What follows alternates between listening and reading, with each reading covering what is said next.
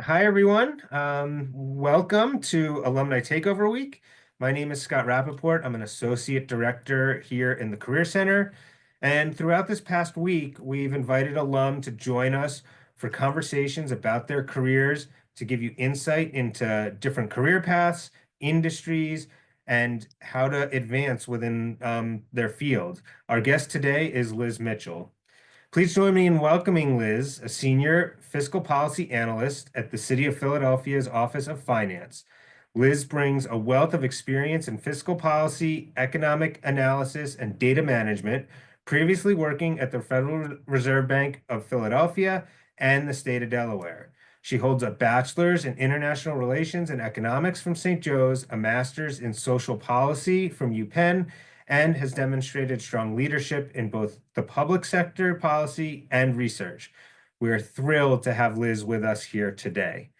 So I will ask a series of questions, and then we will open it to Q&A. Please feel free at any point to put questions into the Q&A. I think that we have a faculty member who might have some students with you. Please just put those questions in. That's a great way to make sure that Liz gets to hear all the questions that your students would like to know. So Liz, let's get started. Could you just kind of tell us what your current role is, some of the core responsibilities, and what a typical day or week looks like for you? Yeah, sure.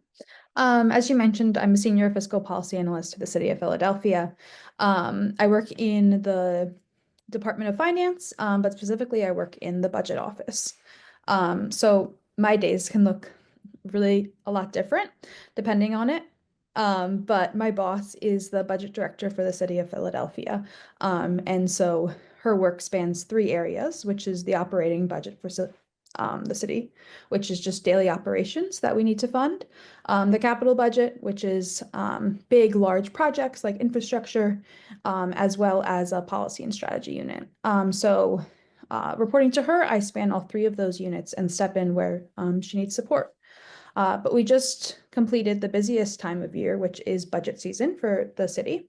As some might know, the mayor proposed her budget address on last Thursday, a week from today.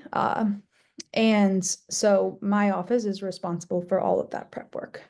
Uh, so the budget process, departments submit requests, we review them, we work with outside consultants to figure out how much revenue we're going to collect, and we do it over a period of 5 years. And that's how we inform our decisions on what we can fund. Budgeting in Philadelphia can be particularly difficult because we're both a city and a county. So we have to do more than other big cities. For example, like health services and prisons, those are things that just regular cities don't need to do, but counties do. But at the same time, we have the highest poverty rate out of the top 10 largest cities, which means we have a high service need and a weak tax base to fund those services. So a lot of my job is working through priorities and trade-offs with the limited resources that we have. At the end of the day, it's pretty much problem solving. So how is this, can you kind of talk us through one or two differences between this and what you did in your previous roles? Yeah, sure. So my first job working for the Federal Reserve of Philadelphia was a great opportunity. It was a 3-year fellowship program, and I rotated departments each year. So I really got a broad understanding of the Federal Reserve. I worked in the research department. I actually stayed there for 2 years, and I worked in human resources. So I got a full understanding of the inner workings of the Fed, but most of my work was prioritized on like data management and project management. And then I got my master's in social policy. And after school, I worked for the state of Delaware. But my work there focused specifically on estimating the amount of revenue the state was going to get, which is something that I do now, but I also do, that was more narrow in scope of revenue estimates and economic projections. Now I see the entire budget cycle, which is which is everything from departments submitting their requests to how are we going to fund things, um, in addition to estimating revenue. Okay, great. So it sounds like there's definitely been progression and building upon things. Yes? Yeah, definitely. Yeah. Cool. How did you decide to pursue this career? What prompted it? How did you become interested in it? Or when did you kind of know like this is something that I might want to do? Yeah, I guess if you would have asked me that, like, would I be here when I was in college, I probably would be like, huh? What am I doing? Because I went into St. Joe's as an international relations major, and really thought that's exactly what I wanted. That field was what I wanted to do. But international relations is a multidisciplinary program, so we do policy, we do political science, we do economics, and so I had to take a lot of econ classes, and I really enjoyed those classes. And thought, okay, maybe this is something that I want to add. But I didn't decide that. I didn't declare my second major until the first semester of my junior year, right? So it was a little later. But it was possible to kind of let me look a little broader to see what I'm interested in. Um, and based on that, I knew I wanted to go in public service.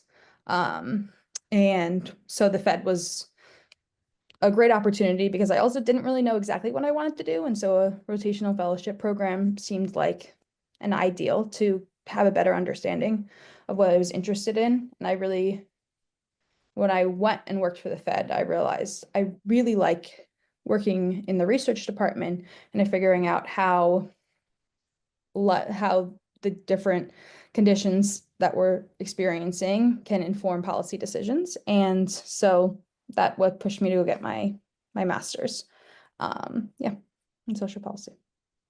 And what has surprised you the most about either your current job or even just your career? I think what surprised me the most, my current job, because I just started in September, so it has not even been a year yet. But how quickly I can see the direct impact of my work. I think sometimes in my previous jobs, it might take a little while to see, okay, things happen, then down the road you can see that you finally got to XYZ. But really immediately I can see the impact of my work. Like it was really cool to see the mayor give her budget address, knowing like that was what I had just worked on and my team had just worked on like very intimately, very closely, and directly with her as well, for the last 2 months, right? So you get to see immediately the impact that your work has, and I've really enjoyed that. Yeah, that's got to be very fulfilling, I would think. Yeah. That's wonderful. So the position at the Federal Reserve, was that while you were in school or immediately afterwards? It was immediately following school. It was a 3-year fellowship program full time. So you're just like any other full-time employee. And it's meant to like grow future leaders in the public sector. And you're supposed to rotate every year, but I stayed for 2 years in the research department. It was COVID, and the services I helped provide with my boss in the research area were really needed during the COVID time because there was a lot of quick decision making that needed to be happening. And so they asked me to stay a second year there. But in my third year, I wanted something like completely different. And so I went to HR, which was completely different, but I really like hone some project management skills. I think my thinking going into my fellowship was let's figure out what I'm interested in, and let's build as many of those transferable skills as possible, which is what it did give me. Yeah. Great.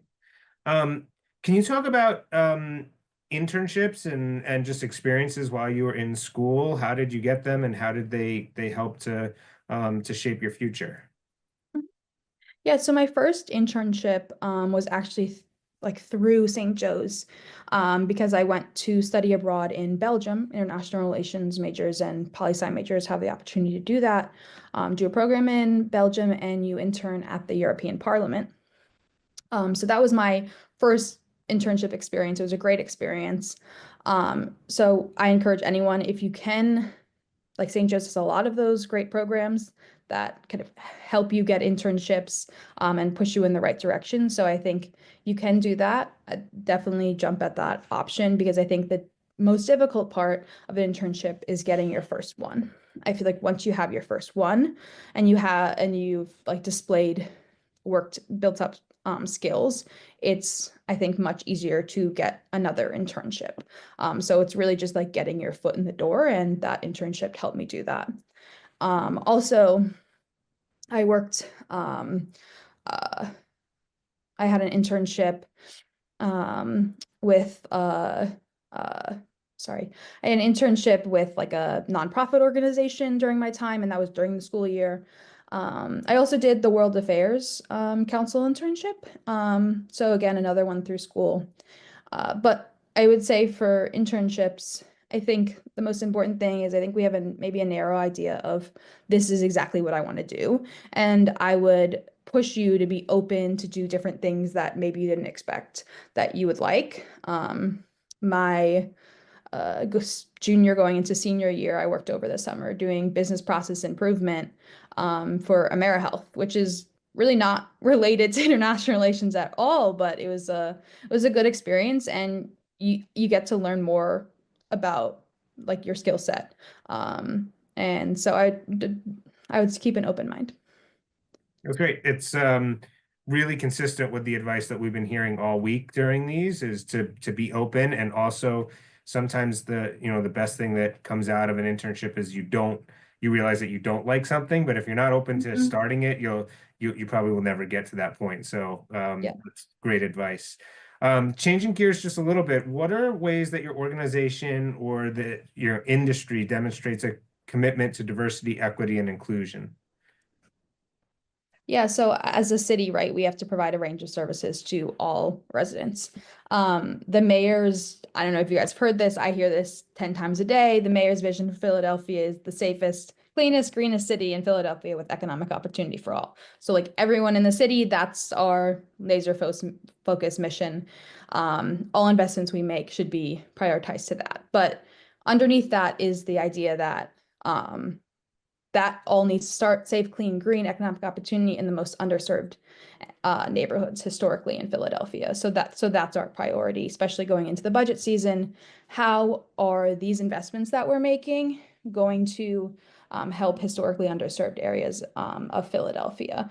Um, so thinking about budget requests and investments in terms of the impact on that regard is at least from the city's huge, but from how my office thinks about diversity, equity, and inclusion. Very, very helpful. And I mean that, yeah, it coming down all those levels and that impact is going to be huge. So, all right. How about interviewing and networking tips? Like, can you provide the students with some of your thoughts? How has networking helped you? And then anything interview-wise would be great. Yeah. Um, I'll start with interviewing and then kind of move to networking. I think that when you first get out of school, or even when you're in school, because you haven't had a ton of work experience, a lot of the questions you're going to get, at least in my experience, are behavioral questions. So questions like, tell me a time when you led a group, or you dealt with a difficult situation, or you analyzed data. You're going to get a ton of those questions. So, usually what I do, I don't like to be caught without having thought of a question before. So before in every interviews, I like go back and think of, what are some of those behavioral questions that I might be asked, and I literally write down examples, like concrete examples of things I did that are transferable skills that I can show, not just say, yeah, I'm good at this, but show an example of a time that I executed XYZ. So that's one of the big things I do to prepare for interviews and has worked well. Um, I think for networking, um, specifically, I'm definitely an introvert, and so networking can be extremely difficult for other people that kind of don't really know what to do when they go to these huge, large networking events. So I think it's important that networking doesn't have to traditionally look like that. Networking can be, at least in my case, it's a lot easier and a lot more worthwhile for me to talk to individuals in a small group or individually. So building those relationships on those levels, if you can, get in contact with, someone in the field you might be interested in, and have more of a one-on-one conversation. Like it doesn't have to look exactly like it does when you think of typical networking. And that has worked well for me because I think I'm very intimidated by those situations, and that's okay. And I can try to build those skills, but at the same time, I know where I'm going to be most successful. So yeah, I would keep that in mind if you're an introvert. Yeah. Um, I mean, you talked about problem solving being something that you like in your job, and you just talked through two ways that you've problem solved, both with interviewing and networking, which is fantastic. And I love your example with the behavioral based questions and just that you need to have good things prepared. It's so true. So thank you for hmm sharing that. Yeah, Um, the worst thing that you can do is like when they ask you a question in an interview and you're like, I don't know. I don't like to be caught that way, right? So I have any situation in the book, it's written down, and I have an example that I can talk to. Yeah. Yeah, it's exactly what we coach students that we work with, and it's great to hear you talking through that. So yeah, well, what do you wish what do you wish is something that somebody had told you when you were in school that would have been good to know kind of before graduating? I think I touched on this a little bit, but like I really thought I had to have it all figured out when I went, like, graduated, that this is the field that I'm going in, and I don't have an exactly idea. I was really worried that when I graduated, I didn't really know what to do, what I wanted to do. And I thought and looked around at my peers and being like, well, they have a direction that they want to take. And that was scary, but honestly, you really don't have to have it all figured out. And your first job is most of the time not going to be what you do for the rest of your life, but it's going to inform more of what you do. I think my job at the Fed gave me information on my skill set, and what I like and what I don't like to do. And I went to grad school and I kind of figured it out a little more. And I see each job as me figuring out a little more of kind of what I want to do with my life or where I envision myself. So you really don't have to have it all figured out. And I think you should really remain open because there's a lot of things I didn't think that I'd be really into data management or that analytical side, but it turns out that I did because I was open and I took those positions. So I'm still figuring it out, and that's okay. And it's okay to not exactly know what you want to do, but you have to be open. Yeah, fantastic advice. I love that. What are two or three experiences, it could be internships, but certainly anything that students should engage in while in school to help them prepare if they wanted to go into a field similar to yours? Yeah. Um, so I did peep at the attendee participant, and it is Laura Crispin on, who is one of my professors from SJU. And this, my first experience would be you need to really make close relationships with your professors. That especially again as an introvert, that's where those one-on-one connections are, where I think I'm strongest on.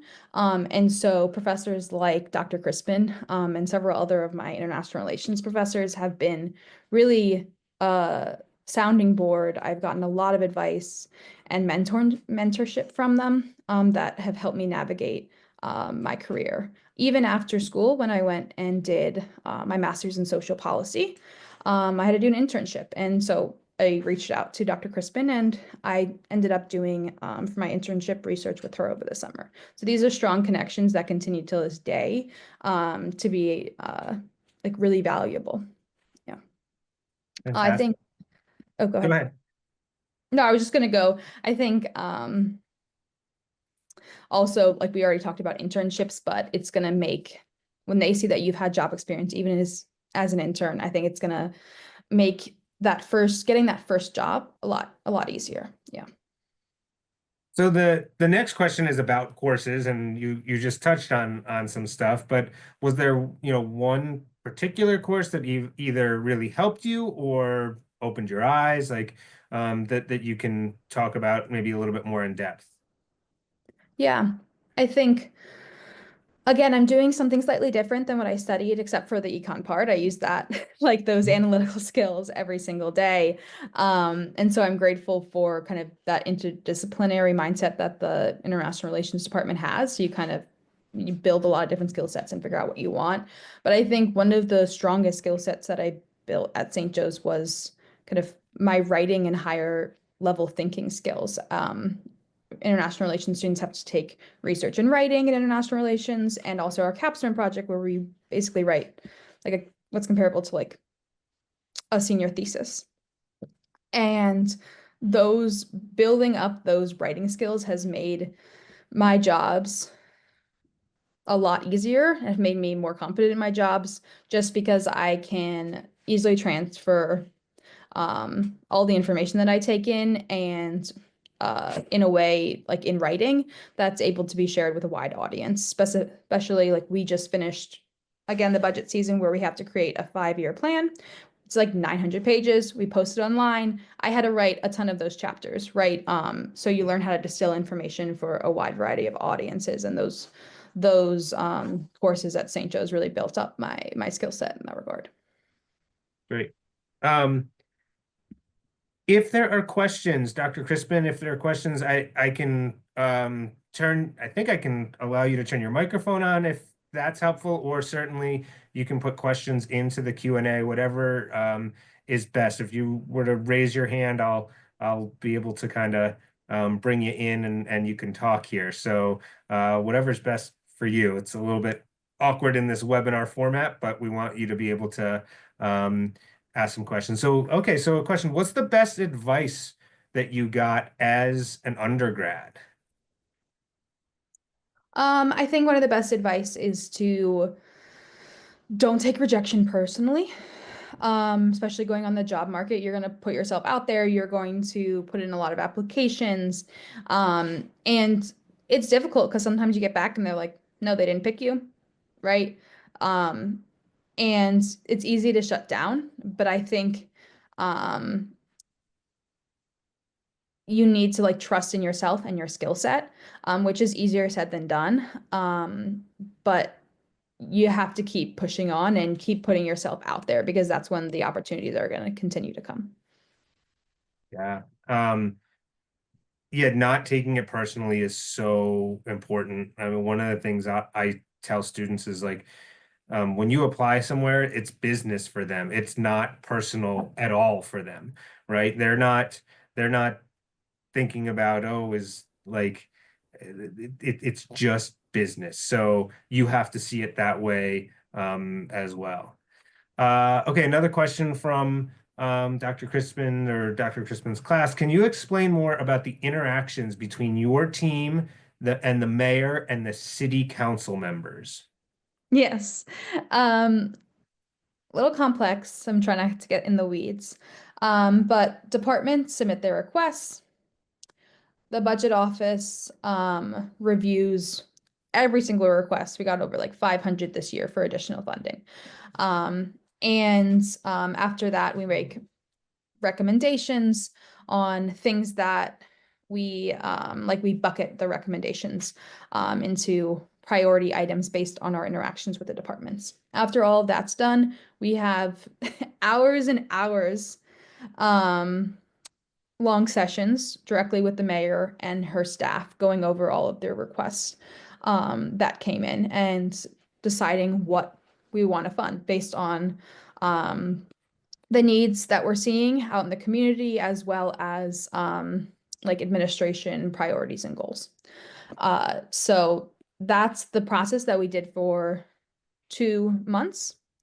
And after that process, the mayor proposes her budget. She announces it, but again, it's just a proposed budget.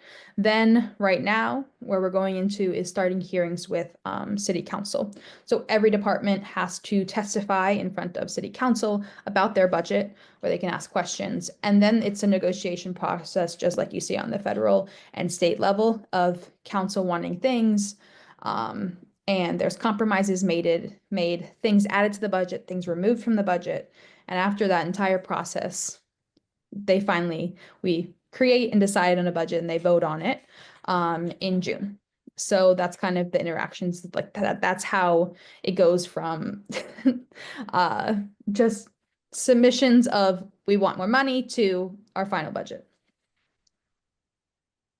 So Liz, there's a follow-up, and that is, what is the process like working through possible new additions to the budget during the development process each year? Yeah, so when departments submit their requests, we have to look at it from several lenses. One, what do they prioritize? What's really, really important to the department for their overall functioning?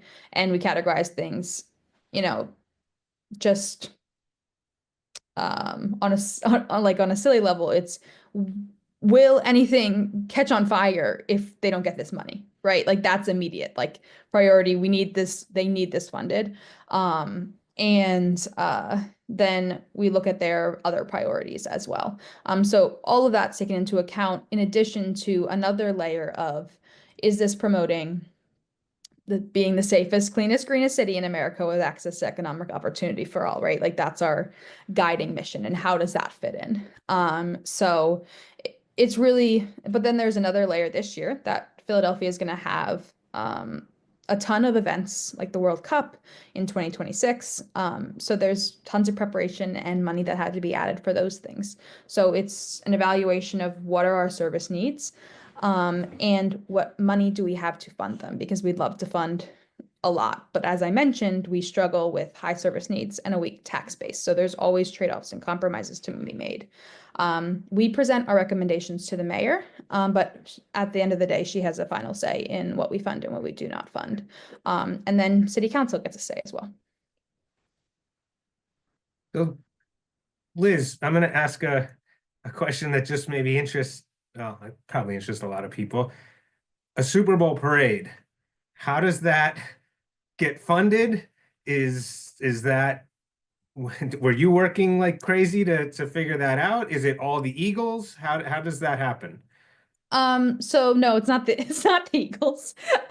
Everyone, in the budget office, when the Super Bowl comes around, it's like people are really happy. They're like, "Oh, the Eagles won the Super Bowl," and all of us are holding our breath a little bit, like we're gonna have to fund a, we want them to win, but we're gonna have to fund a parade. And so yeah, when we're doing budgets, we have to put in money for the unexpected, right? And that's just a process of what we have to do because um, when the budget is passed, city council approves it, each department has an allocation of funding.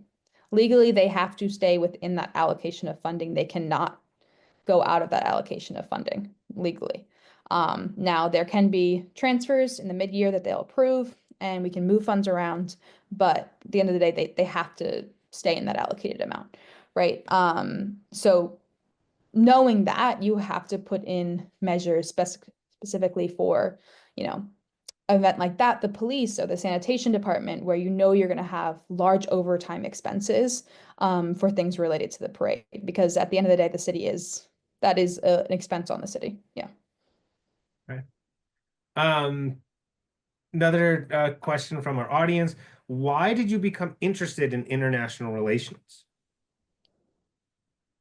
I think that originally I was just always very, when I was in school, I was always very interested in history and my social studies classes and specifically my AP Gov classes. So I wanted to go the poli sci route, but I really liked the interdisciplinary aspect that St. Joe's had to international relations, where yeah, we get the poli sci, but um, I'd also get history and I'd also get econ to kind of have a broader skill set because I was still like I am now, still figuring it out. And so I like to try a lot of different things. And international relations is what got me there. Yeah.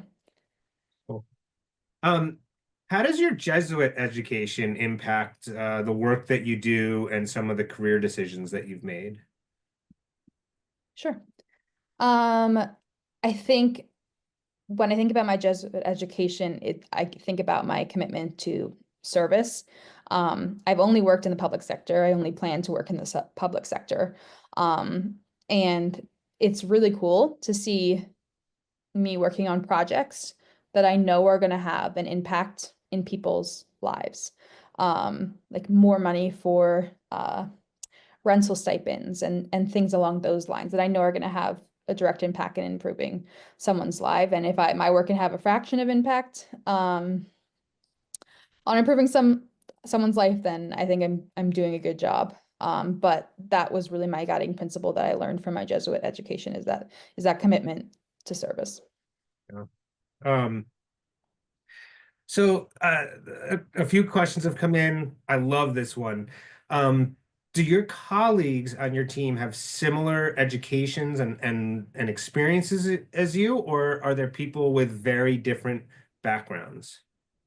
It's a mixture. My boss and one of her deputy directors, a lot of people in the city at like that management level have went to school and got their master's in public administration. I'm a little different, that I went for social policy, but I really wanted to, you know, merge my kind of that political theory and management as well as analytical skills, which is what social policy did. But it's a wide range of um, things that I degrees that I see, especially in the city. But um, I would say a good number of people have their master's degree, and uh, the backgrounds vary. But a lot of us have worked in either the nonprofit or the public sector when we come and work for the city. Yeah. Um, what was the transition from undergrad to work life? And then like in grad school, was there a big transition? And I'm guessing that this question is not just the work, but also like outside of work, right? What was the transition like in your work-life balance and not being a student anymore, those types of things? Yeah. Um, I think it was a little bit of an easier transition out of school for me because one, I stayed in Philadelphia, and two, my roommates from college all stayed in Philadelphia, so I continued to live with my roommates from college just in a different space. So I think a lot of people have an experience where they go to a new city. It's really kind of not only are you navigating going into the workforce for the first time, but you're navigating having a whole different personal life that's a lot different than what you did at St. Joe's. So on the personal side, it was an easier, smoother transition because it was things that were familiar to me. I think on the work side, you realize like as much as your education can prepare you, it's nothing like working, right? Um, it's just it's a lot of figuring things out, right? Learning, and you think graduating, you're like, yeah, I know a lot in my field. And you go out and you don't know that much, and that's okay, but you have to be like very open to learning. So I think once you wrap your head around that, like I'm going into this and I have a lot to learn and I'm going to ask a lot of questions. And I might not be perfect the first day, right? But every day I'm going to get better and better at my job. And so that was the transition there. I think going back to grad school, I was actually surprised. I thought there would be a lot of people at my grad program at Penn that had been in the workforce for several years. But when I went there, I was kind of the minority in that I had worked for several years before going to grad school. But I'm really happy I did because I think it gave me a lot of perspective, just like made me a stronger student as well when I went to grad school. And then the transition back um, was okay. I think the hardest transition for me was going from working virtually and hybrid to going back to the office 5 days of the week because city workers have to go to the office 5 days a week. And I was honestly, when I was going to take this job, that was one of the biggest drawbacks was I'm gonna have to go in 5 days. Can I do this, right? Especially for young people, it's like that's crazy. Um, but it honestly I really enjoy my work, and I think it's a lot easier when you enjoy your work, you enjoy your team. But it was definitely a big transition. I think the last 2 months I'm working on work-life balance because it has been such a busy time. So that's something that I'm still trying to wrangle. Yeah. Very insightful. Thank you for that. The questions are still coming in, which is fantastic. Are there any technical or programming skills you recommend students have when entering the job market? Yeah. So at least for my field, I think one of the reasons I went back to get my master's in social policy was that I wanted to have better programming skills. So when I was there, I learned R. And having those hard skills make you a super desirable candidate. I also learned Stata when I was working with Dr. Crispin. But having those hard skills make you in this market, really any job you do, there's going to be some data component of it. So being able to show that you can successfully navigate these programs and produce results, I think is going to make you a very desirable candidate. And it helped me.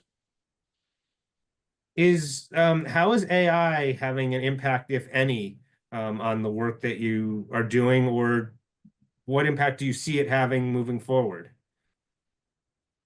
At the city, not much. We're not like the Yeah. top of the technology world, right? So at the city, not a ton. I'm sure it's going to make our lives a lot easier. But specifically in my field, it hasn't had a huge effect. Yeah. Okay. Um, I'm getting. I've asked all my prepared questions. We have another question, and certainly Dr. Crispin, if there's more questions, please keep putting them in. We have some more time. Any advice for students who want to work at the Fed? Um, yeah.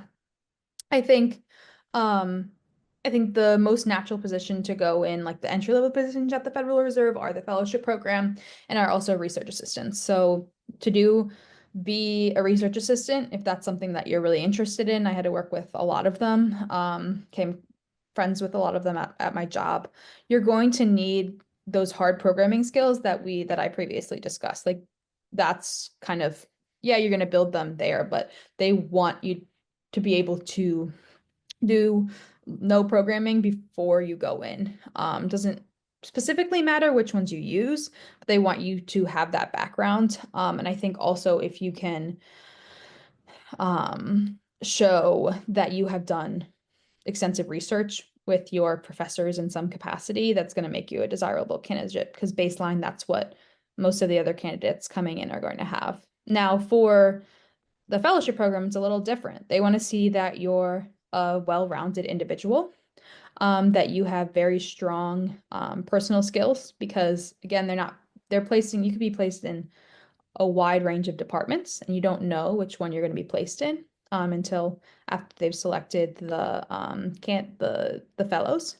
And so they're looking for people that are really adaptable.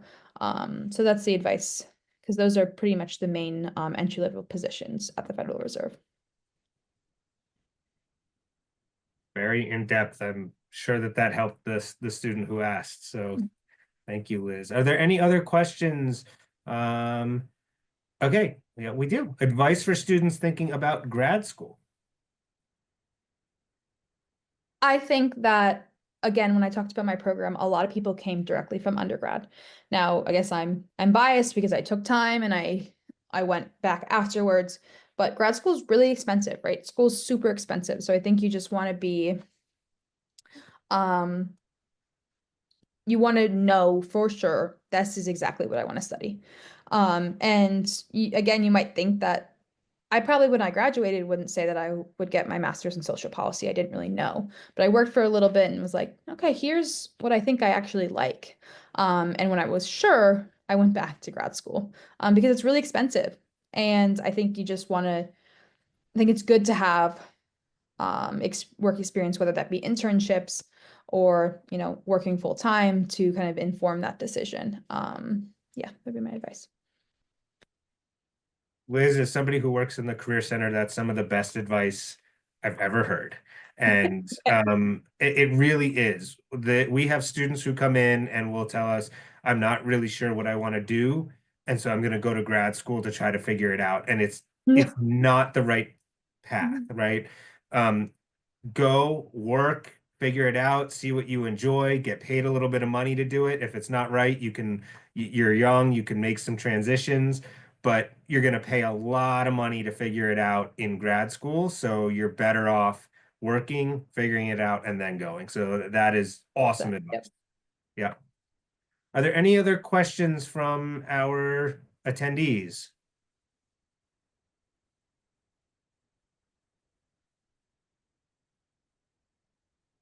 All right.